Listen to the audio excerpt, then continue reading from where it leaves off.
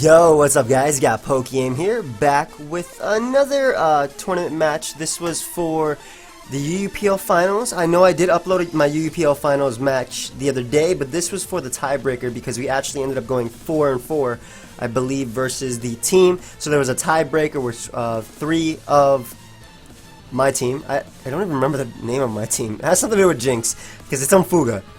Did it have something to do with Jinx? It might have something to do with Jinx. But anyway, we made it to finals, and I won my finals match, but we ended up tying as a team. So we have a tiebreaker, and this is one of the games that I played. The other games were being played by Soulgazer and Mfuga.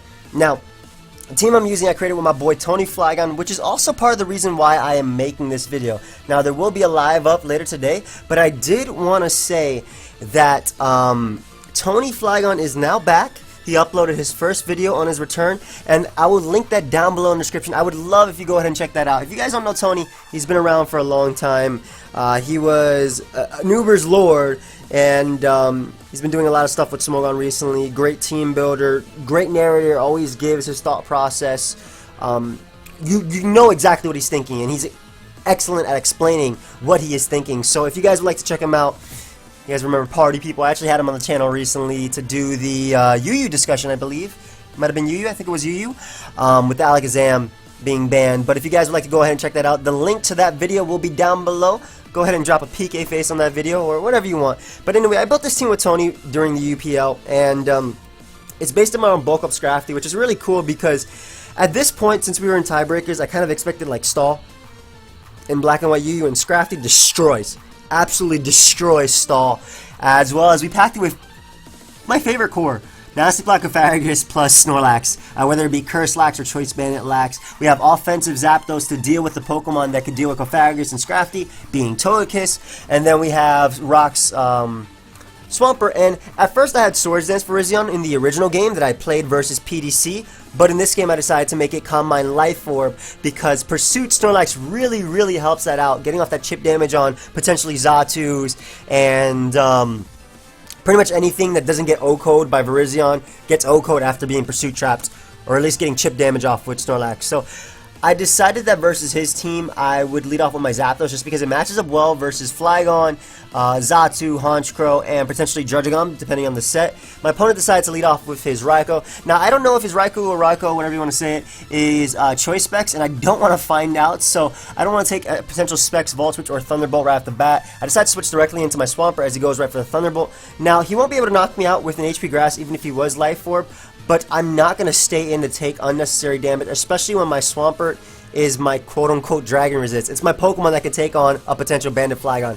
So I double out into my Snorlax just in case he revealed the Hidden Power Grass, or he switched down to Xatu, because those were the two possible plays that he would go for. He would either go for the HP Grass to do a lot of damage to my Swampert, and maybe expecting me to predict his Xatu and go for Scald, because I wouldn't rock due to this thing having Magic Bounce, or he would Volt Switch on out of there, or he would go out to Xatu. So I bring out my Choice Bandit Snorlax, and I go right for the Pursuit. Now, I'm not max attack Choice Bandit Snorlax. This is actually a custom set that can take on Victini, never to be killed by it. It actually does not have that much attack investment at all, but I know that he has some sort of defense on this Xatu. It's definitely not max, just because of my spread and versus his. But he decides to stay in Toxic. That's completely fine. I didn't want to hard switch directly into my Scrafty, even though it is a counter, because I didn't want him U-turning out into Honchkrow and potentially threatening me. So I bring my Honchkrow now, knowing that Roost is his best possible play, as I decide to throw off a Drain Punch. Reason I throw off a Drain Punch right here is because he has that Honchkrow, he has Flygon, he has Druddigon, pretty much Pokemon that can take a +1 attack and threaten me if they're banded, though I could set up on the Flygon if I wanted to. If a couple bulk ups, it couldn't beat me.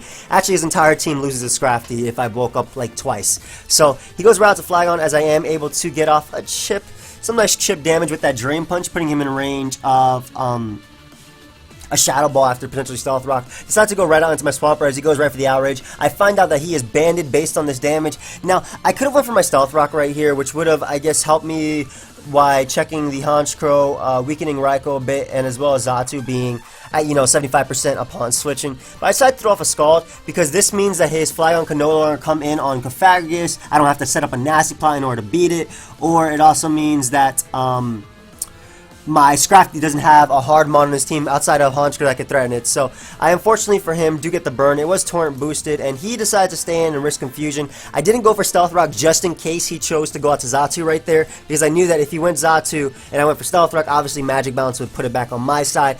But if he did go Xatu, I would also get off a torrent boosted Scald, and he was definitely some sort of physically defensive Xatu just based on the pursuit damage. So it would have done a decent amount. But in any case, you go out to Xatu now. I'm not going to sack my Swampert just yet. I do have Scrafty being a safe switch-in, and pretty much Psychic or Grass Knight is his play right there. So I go hard into Scrafty, and once again, just going to throw off a Drain Punch because he does have that Honchkrow in the back. I don't want that thing coming in for free. I want to threaten. Also, I just recover everything done for me. So he brings out Druddigon, and I don't take Rocky Helmet or Rough Skin damage, so I know that he's more likely an offensive type of Druddigon. It also says Mold Breaker, so obviously he's some sort of offensive Druddigon. It is his Stealth Rocker. I decided to bulk up on it because I am faster and I can take it on. If he chose to get up rocks right there, I basically got a free bulk up. Goes for Glare. I don't think that matters too much. I do have Shed Skin as well as the rest.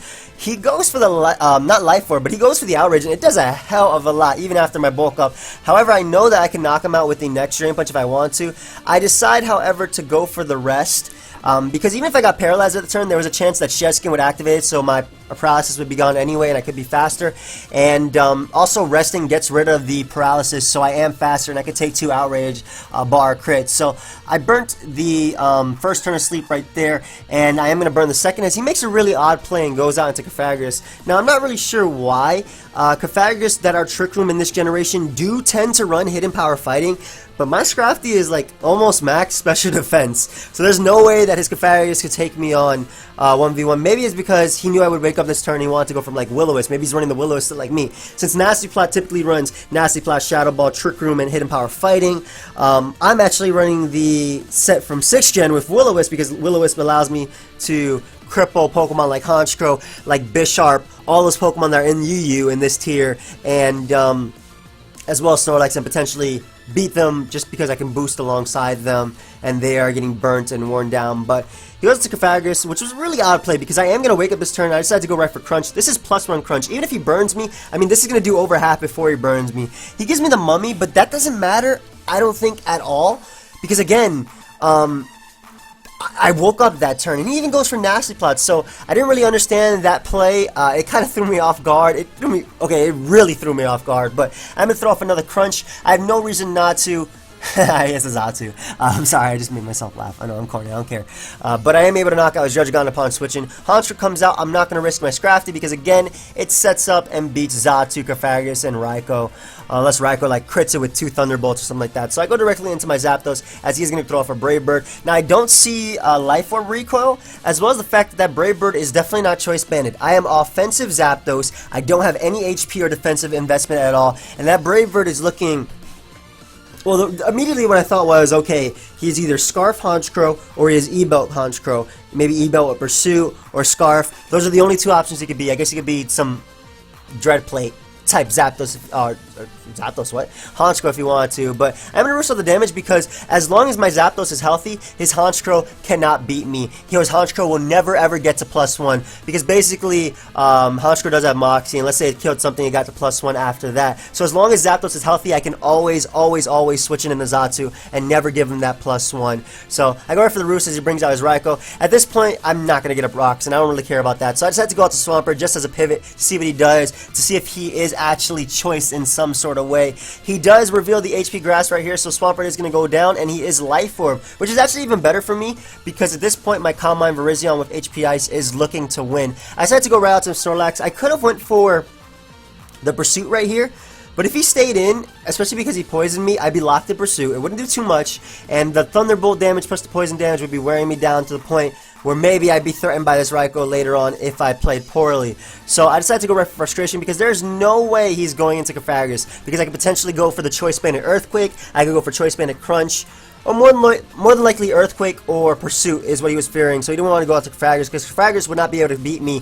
Hidden Power Fighting wouldn't do too much, and Pursuit would 2-hit KO it. So I go right for the Choice Banded Frustration as Xatu is going to come out, and unfortunately for my opponent, I do get a critical hit. That did matter. I'm not max attack Snorlax, and even if I was and he was like defensive, it wouldn't have knocked him out. So Unfortunate for him, but it did give my Scrafty a free switching. And even if he U-turned out into like Raikou or Honchkrow, I always had Zapdos. And once Zapdos came out, I clicked Thunderbolt, and I got off about 25, maybe close to 30% on Raikou, and then Raikou obviously took that Life Orb damage. So he goes out into his Scarfarius, which is completely fine for me because my Scrafty is at 80% or 82% upon switching. Goes for Trick Room, good play on his part, though that also helps me because my own Scarfarius is quiet natured, 0 speed IV'd, so I get a little bit greedy here, guys. I get a little bit greedy because I really wanted to win with Bulk Up Scrafty under Trick Room, because this Trick Room actually helps me because, yes, Scarfarius does outspeed me on the Trick Room, but it can't 2-hit KO me unless it crits me with Hidden Power Fighting,